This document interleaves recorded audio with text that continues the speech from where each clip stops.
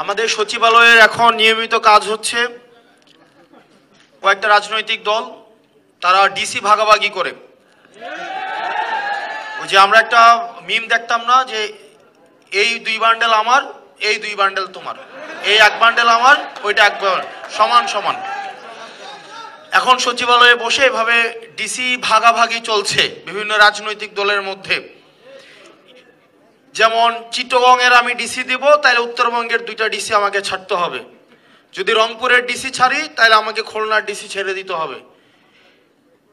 আমরা এই অন্তর্বর্তীকালীন সরকারকে বলতে চাই, আপনি যদি এই দর্শকের ভূমিকা পালন করেন, আমরা এখানে আপনাকে এনেছি ন্যায্যতা নিশ্চিত করার জন্য, কিন্তু আমরা দেখছি আপনি রাজনৈতিক দলগুলোর কাছে, কতিপয় রাজনৈতিক দলগুলোর কাছে আপনি নতজানু হয়ে তাদেরকে ডিসি ভাগাভাগিতে আপনি আরো সহায়তা করছেন। দ্বিতীয়ত, একটা ইলেকশন ইঞ্জিনিয়ারিং এর দিকে আবার আমরা যাচ্ছি।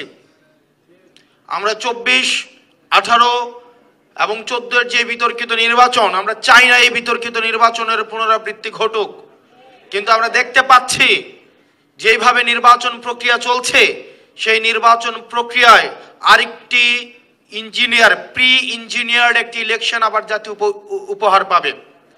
আমরা দেখছি একটি রাজনৈতিক দল তার নিয়ন্ত্রিত যে ব্যাংকগুলোকে দখল করেছে, যে ব্যবসা প্রতিষ্ঠানগুলোকে দখল করেছে, সেই ব্যাংক এবং ব্যবসায়িক প্রতিষ্ঠানের কর্মচারীদেরকে পুলিং এজেন্ট হিসাবে নিয়োগ দেওয়ার প্রায় তারা চালাচ্ছে।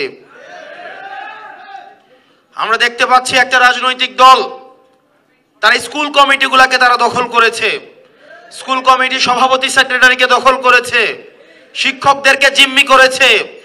আগামী নির্বাচনে কেন্দ্রগুলোকে দখল করার জন্য তাদেরকে এখনই সশস্ত্র কায়দায় তাদেরকে ট্রেনিং দেওয়া হচ্ছে।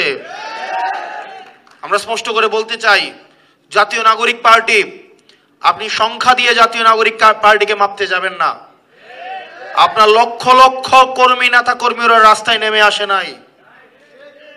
আমরা লক্ষ লক্ষ নেতা কর্মীর পরে আমরা আওয়ামী লীগকেও দিতে শুনতাম এশিয়া মহাদেশের সর্ববৃহৎ ছাত্রলীগ নাকি সর্ববৃহৎ ছাত্র সংগঠন ছিল এশিয়া মহাদেশের। তারা শুধুমাত্র বাংলাদেশের না, এশিয়া মহাদেশের সর্ববৃহৎ ছাত্র সংগঠন এখন টর্চ লাইট দিয়েও খুঁজে পাওয়া যায় না।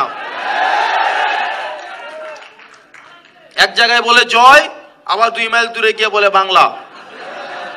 নিজেরা দৌড়ের উপরে থাকে, ব্যানারটা নিয়ে দৌড়ের উপরে থাকে, ব্যানার 4 জনে মিলে ধরার লোক নাই, একজন ধরে ব্যানারটা নিয়ে দৌড়ায়, আবার বলে যে হাসিনা তোমার ভয় নাই, রাজপথ ছাড়ি নাই। এইসব লক্ষ লক্ষ নেতা কর্মী কাজে আসে নাই। 10 জন মানুষ থাকলেই, প্রয়োজনের ন্যায্যতার কাছে একজন মানুষ থাকলেই, যখন একজন ঘুরে দাঁড়ায় তখন সারা বাংলাদেশ তাকে সমর্থন দেয়। যে বিতর্কিত নির্বাচনের দিকে ইলেকশন কমিশন যাচ্ছে, ইলেকশন কমিশন একটা স্বৈরতান্ত্রিক একটা ইলেকশন কমিশনে রূপান্তরিত হয়েছে। আপনারা ইতিমধ্যেই জানেন আমাদের যে ইলেকশন কমিশন স্পাইনলেস একটা ইলেকশন কমিশন। এই ইলেকশন কমিশনকে গনিমতের মাল হিসেবে নাসিরউদ্দিন ভাই ইতিমধ্যে বলেছে রাজনৈতিক দলগুলো ভাগাভাগি করে নিয়ে গিয়েছে। রাজনৈতিক দলগুলো উপদেষ্টার কাছে গিয়ে বলে যে এই উপদেষ্টা থাকতে পারবেন না, ওই উপদেষ্টা থাকতে পারবেন, ওই উপদেষ্টা থাকতে পারবেন না, সেই উপদেষ্টা থাকতে পারবেন। বাংলাদেশের প্রত্যেকটা প্রতিষ্ঠান এই 2টা দল নিজেদের মধ্যে ভাগ করে নিয়ে গিয়েছে। আপনারা যারা আছেন, আর আরেকজন রয়েছে বাংলাদেশের আরেকজন ব্যক্তি, সেটা হচ্ছে তিনি জেনারেলদের ক্ষমা করে দেওয়ার জন্য উনি হচ্ছেন কিছুদিন আগে ব্রিগেডিয়ার আজমির কাছে হাত তুলে করজোড়ে ক্ষমা চেয়েছেন। উনি ক্যান্টনমেন্টে বসে বসে ষড়যন্ত্র করছে কাকে নির্বাচনে জিতাবেন আর কাকে নির্বাচনে উনি হারাবেন। আমরা বলতে চাই, আমাদের যেসব দেশপ্রেমিক সেনাবাহিনী দেশের জন্য জাতির জন্য রাস্তায় নেমে এসছে, সেই দেশপ্রেমিক সেনাবাহিনীদের কলঙ্ক মুক্ত হওয়ার সুযোগ আসছে। আবার যদি ক্যান্টনমেন্টে বসে আবার বাংলাদেশকে পিছিয়ে দেওয়ার ষড়যন্ত্র করা হয়, আমাদেরকে আপনারা দাবায় রাখতে পারবেন না। কি আমাদের উপরে ট্যাঙ্ক চালাই দিবেন, গুলি করবেন? আমরা আলিফ, আমরা স্নিগ্ধ, মুগ্ধ, আমরা আবু সাইদের উত্তরসূরি।